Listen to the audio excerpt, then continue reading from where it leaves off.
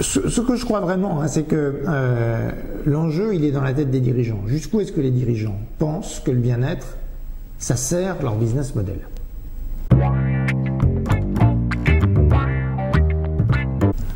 Que vous soyez dans une grosse entreprise ou dans une petite, jusqu'où est-ce que les dirigeants ont cette conviction? Aujourd'hui, la plupart des dirigeants prennent le bien-être comme une contrainte supplémentaire ou comme un sujet de communication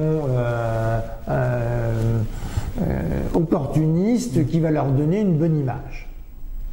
C'est pas ça le bien-être au travail. On est juste à côté du sujet. Qu'on soit une grosse entreprise ou une petite entreprise, le bien-être au travail, c'est comment je l'intègre dans mon business model au cœur de mon efficacité. Et quand on est capable de faire ça, alors là, on utilise le bien-être avec une capacité de levier sur l'efficacité qui est démultipliée. De plus en plus dans ce qu'on appelle les due diligence, c'est-à-dire la façon dont les entreprises sont mesurées, observées et évaluées, notamment quand elles vont être vendues, les questions de bien-être au travail, les questions de qualité de relations à l'intérieur de l'entreprise, les questions de qualité du dialogue social sont des questions qui deviennent très très importantes.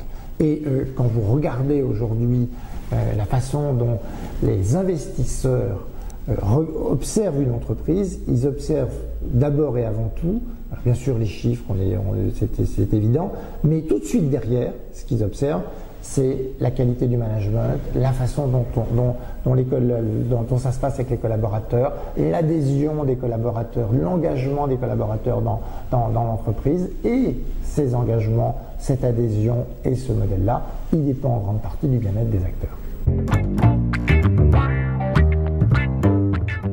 Alors, une des prestations de l'IFAS est évidemment d'aider l'entreprise à faire un état de son bien-être. C'est un sujet sur lequel on travaille mais depuis 25 ans.